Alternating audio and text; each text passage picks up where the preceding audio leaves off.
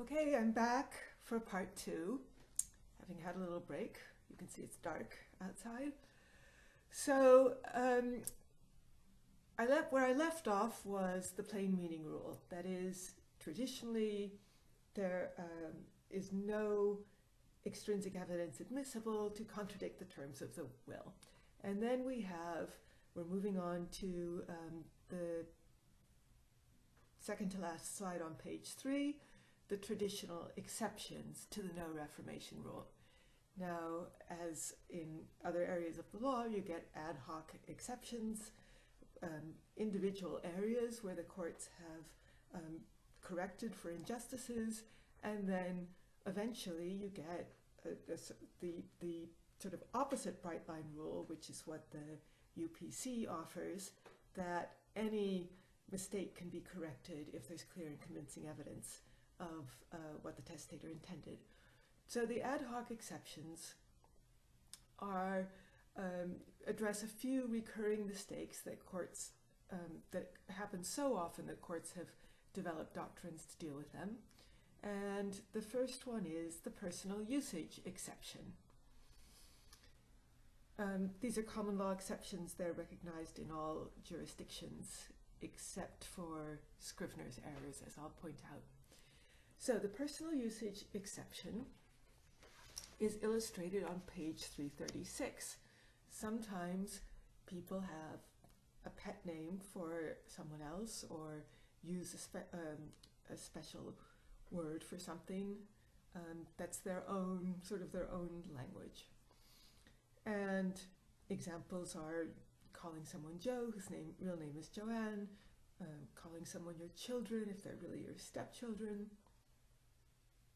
So the example on page 336 is the Mosley v. Goodman case. I love this case. The problem here, it involved a Mrs. Mosley who was really a Mrs. Trimble. The problem here was a kind of joke. Mrs. Trimble's husband, Mr. Trimble, worked in the Mosley cigar shop.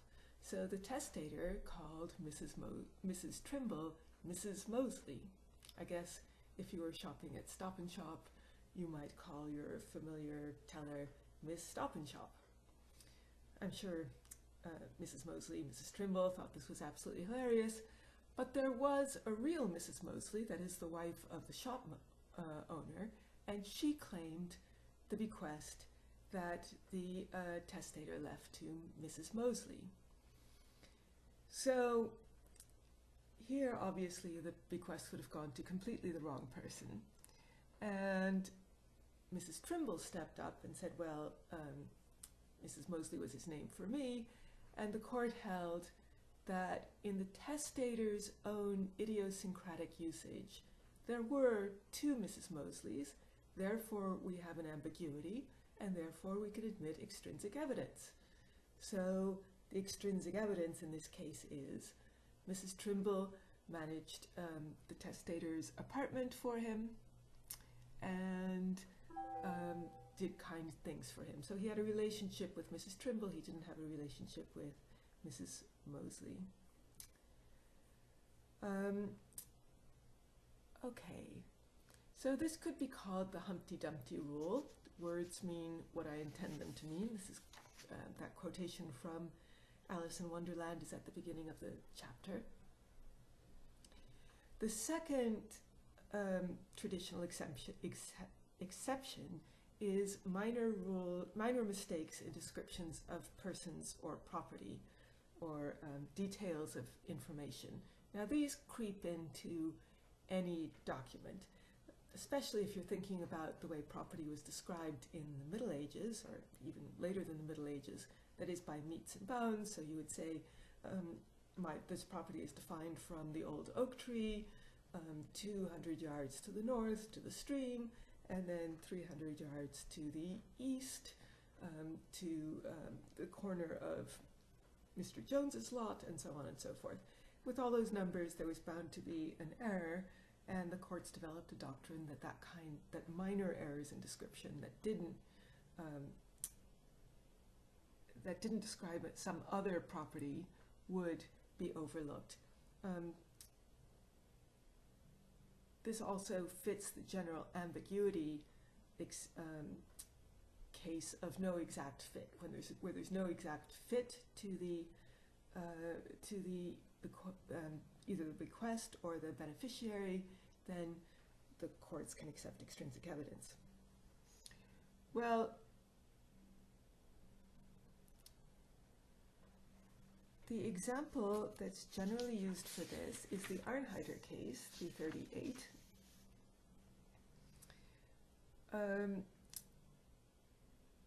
It is about property in Harrison, so that's directly across the river from the law school. We could all do a school trip and go see it. So why doesn't the court simply distribute the property as the will directs in this case? The will said, sell my interest in number 304 Harrison Avenue, Harrison, New Jersey. Well, the problem is she has no interest in 304 Harrison Avenue, Harrison, New Jersey. Actually, this is not quite a case where there's no exact fit, because there is a 304 Harrison Avenue. It just doesn't belong to Mrs. Arnheiter. The house is described, it does exist. You can see a photograph of it if you don't believe me. It's on page 338. Now, if you give away something you don't own, generally the gift fails. So if I gave my sister the Brooklyn Bridge and I don't own the Brooklyn Bridge, that's the end of it. She gets nothing. So here also the court could simply make the devise fail. Too bad, you lose. But it doesn't do that. Instead, it invokes an exception to the plain meaning rule. The court addresses the possibility of correcting the will, reforming the will. Can we change the street number to 317? Well, the answer is no. The court says the relief cannot be granted to the plaintiff in the precise manner sought. A court has no power to correct or reform a will or change any of the language therein by substituting or adding words. So that's not a solution. Remember that. The court won't correct the will. The other option, the possibility that is open to the court, is that less essential particulars may be rejected, provided the remainder of the description clearly fits. So delete the erroneous language, and then, having transformed the mistake into an ambiguity, we construe the ambiguity in light of the extrinsic evidence. So what is the less essential here? The court deems the number, 304, the house number. If we delete the number, what do we get? Well, without the number, we get the premises known as Harrison Avenue. That's ambiguous, so now we can accept extrinsic evidence. Now, the court goes through this contortion because it was constrained by the no reformation rule. That is, we get reformation, but we get it by a subterfuge, by dropping out enough to make the case ambiguous and then admitting extrinsic evidence. You can't do this in every situation. This is really for minor elements of description, numbers, initials, as we'll see in the Krauss case, which comes next. So, yeah, so what more can I say about that? Well, except to say, you know, it's a fraud really, because the court wouldn't know what to strike unless it knew where it was going. So I don't know if they could have strike the Harrison Avenue, but they could have said number 304 in Harrison, New Jersey, and that would be ambiguous. I don't know if they would have gone that far. That's a little further than striking a number, but it does seem like bootstrapping, pulling yourself up by your bootstraps. They know where they're going, they know what they have to strike to get there, and that's what they do. Okay, so the estate of Gibbs, that's what I was calling the Krauss case. That's on page 339. And this is another minor detail. The bequest was left to Robert J. Krauss at 4708 North 46th Street, Milwaukee. That won't be on the exam. George and Lena didn't even know this person, this Robert J. Krauss at 4708 North 46th Street. The person they knew and the person they wanted to benefit was Robert W. Krause at a very different address. But Robert J. Krause was happy to get the letter in the mail at 4708 North 46th Street saying he'd gotten inheritance, and he was happy enough to hold on to the money and take the case all the way to the Supreme Court of Wisconsin. Okay, so there's no evidence of ambiguity here. In fact, the problem, as in the meets and bounds cases, is really an overuse of detail. But the court says that, let me see if I know where it is. No, I can't find the exact quotation, but I wrote it down. The courts have often strained a point in matters of identification of property or beneficiaries. That is, details that are highly susceptible to mistake should not be accorded sanctity. So they're being very honest. They're saying, we see this all the time, and we are going to, I don't want to say correct for it because it's no reformation, but we're going to deal with it. And as the court notes on page 341, the rules of construction here require a high level of proof, or I believe they say that.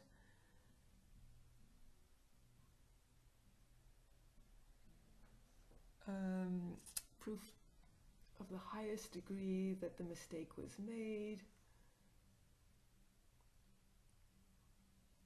Well, I'm not even sure of that. So strike that. I'm not sure that that level of proof is required.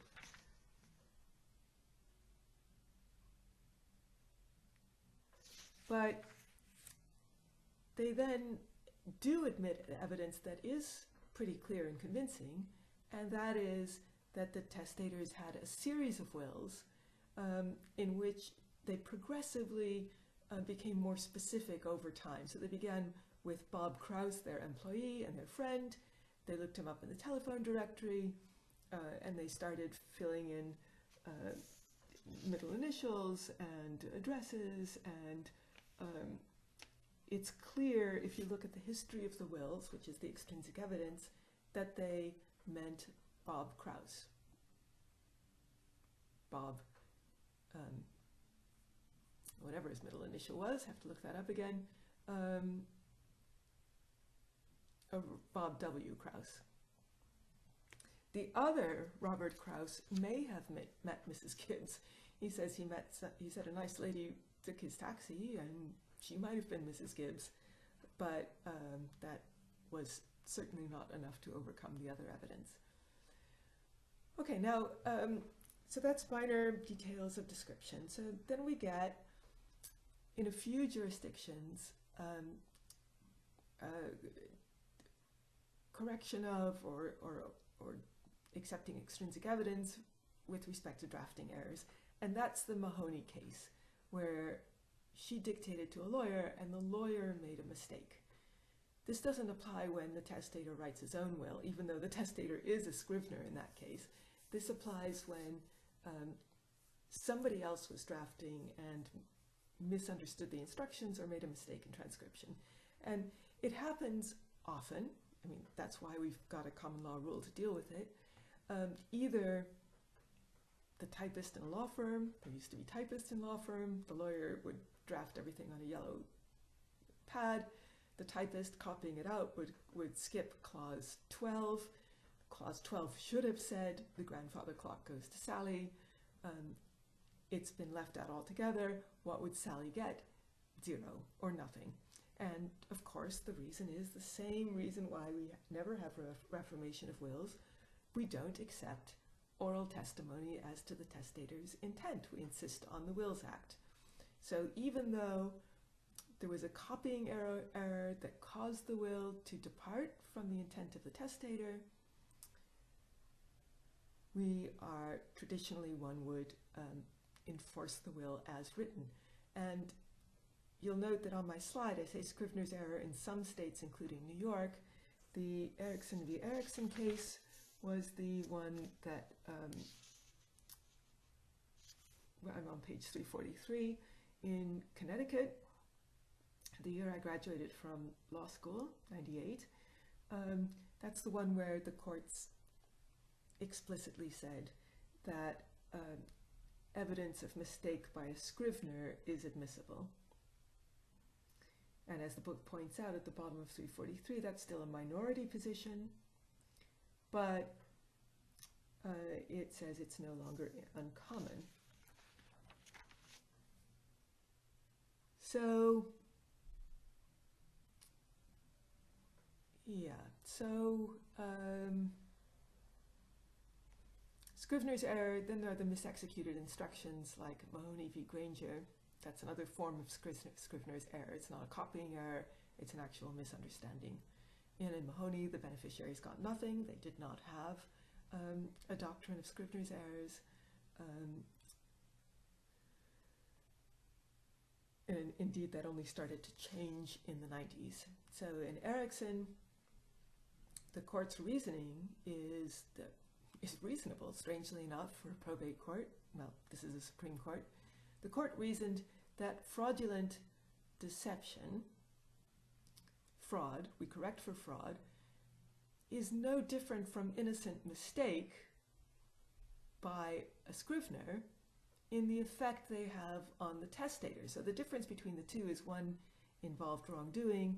The innocent mistake was innocent by definition.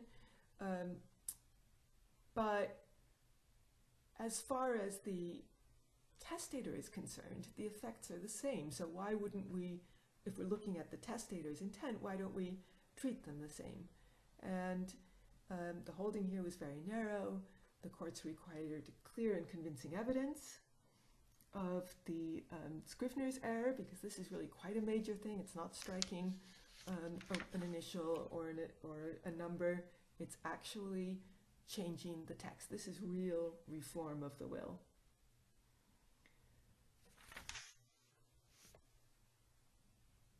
So the Erickson v. Erickson case had a disinterested third-party witness, and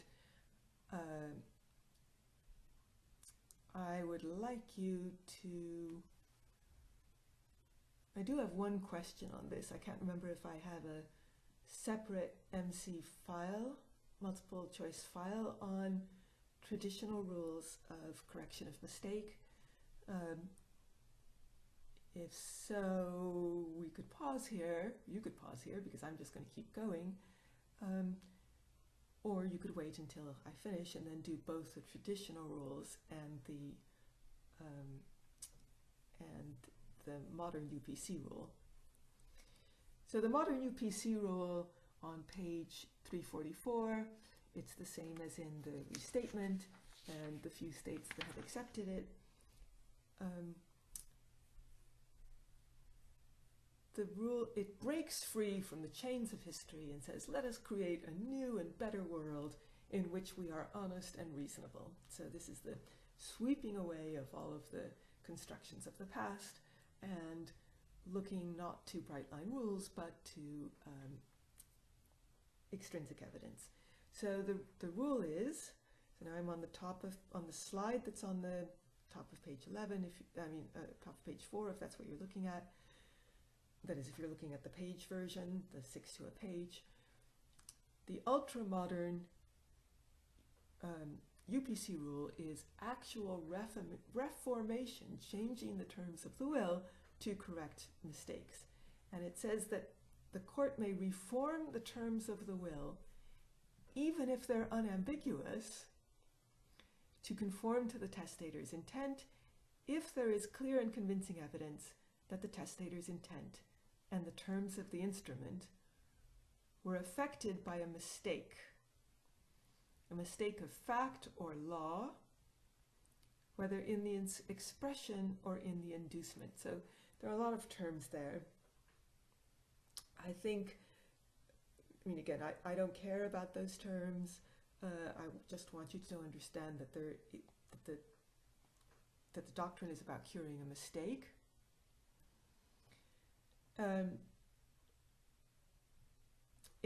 But expression means in the terms of the will. So the testator wrote Jan, but she meant Joan.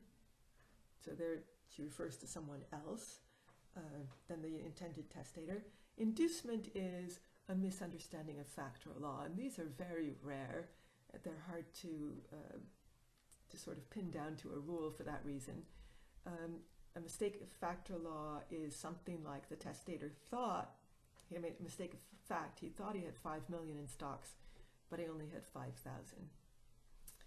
So that would create problems in the distribution. If, for instance, he left 3 million to his daughters and the remainder to Seton Hall, if he only had 5,000, the court might, I'm making this up, so I don't know exactly what it would do, but it might strike the bequest of the remainder to Seton Hall. That would be pretty extreme, but if it's clear that he wanted his daughter to get the bulk of the estate. Okay, so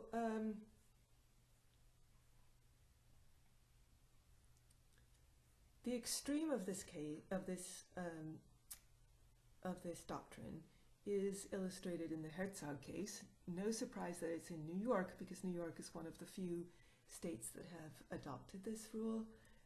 It's a 2002 case, so I believe this is the first where the New York courts adopted reformation of to correct mistake. In the Herzog case, the mistake was really unbelievably significant. The beneficiary of the residuary clause was omitted. So we see the case on page 345, that is, we see the document, and the second to last clause, the 8th clause, says, all the rest, residue and remainder of the property which I may own at the time of my death, real and personal, wheresoever the same may be situated, period, full stop. Clearly, there was meant to be a beneficiary there, will be left to so-and-so.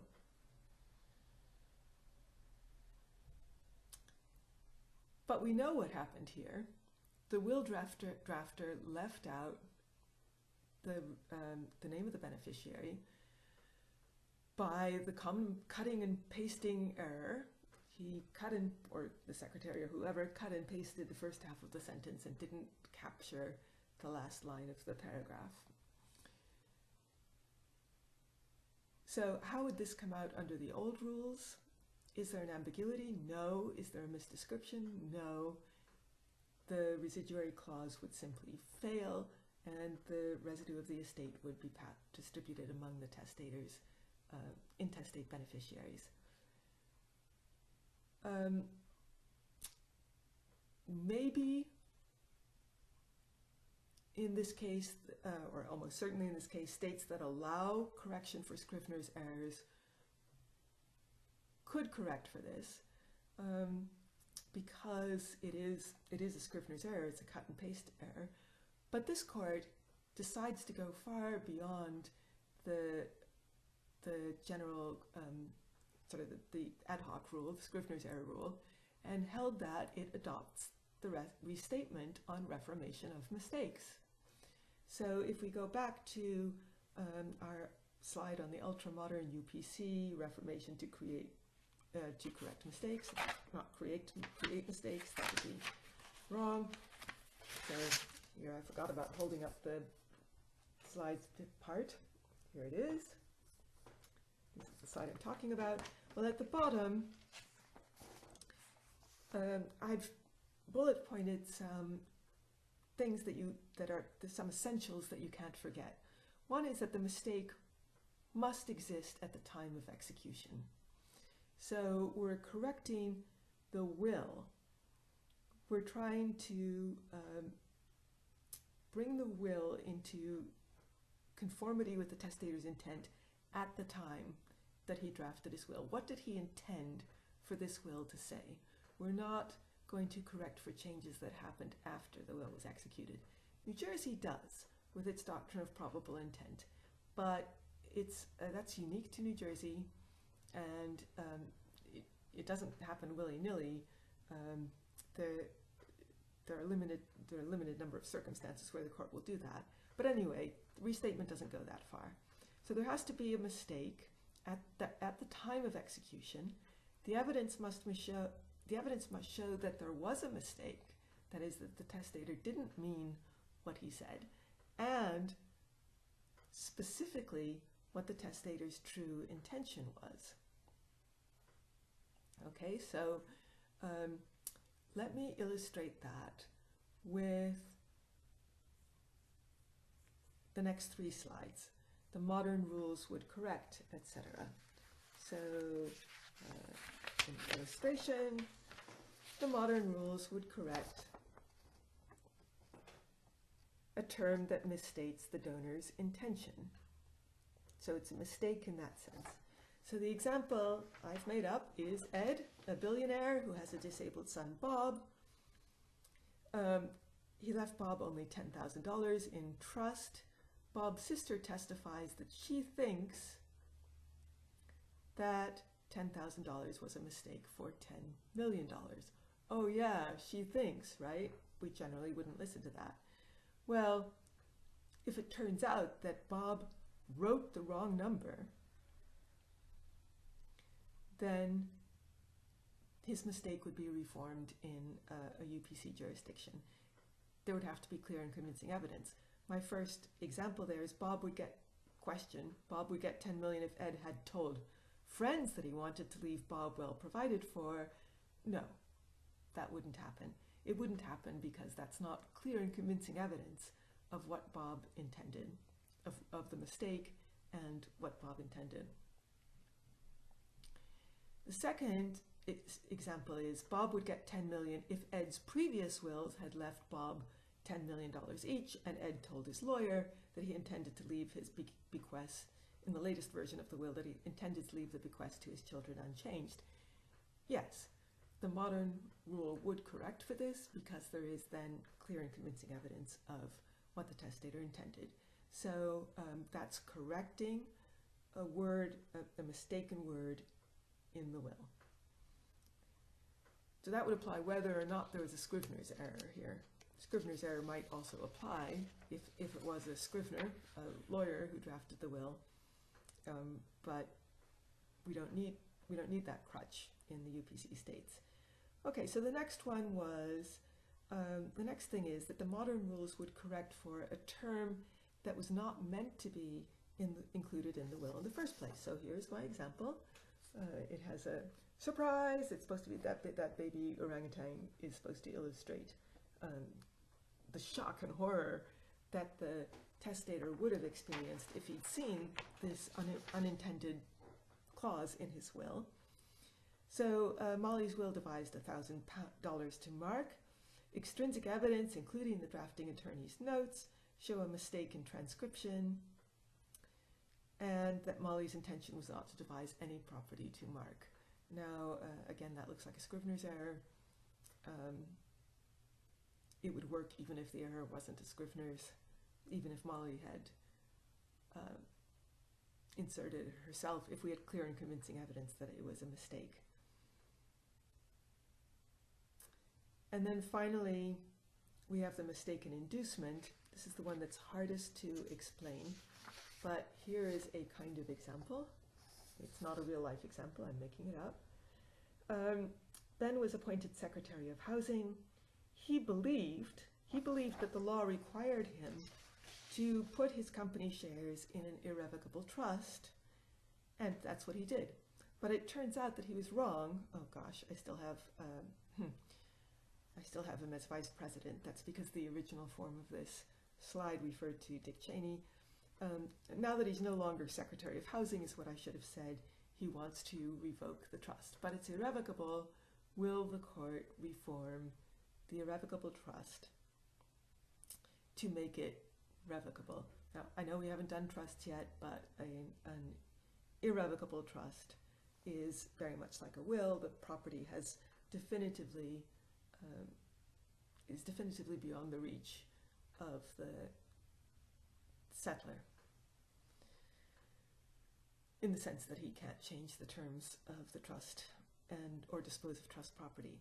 So the result is the court will reform such a trust in order to include a power to revoke. So here we really do have a document that the testator was happy with at the time he executed the document, but it was that clause, the irrevocable clause, was based on a mistake of fact, a mistake in the inducement, and the courts would actually correct for that. So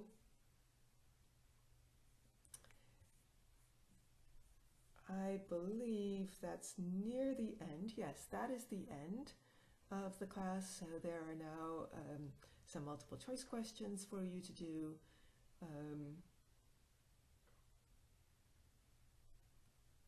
They are yes or no questions. They are more or less the ones on the last slide. And I will sign off here, and I will see you in class on Tuesday, assuming that there's not a tornado or an attack. Bye. Oh, cross your fingers, knock on wood.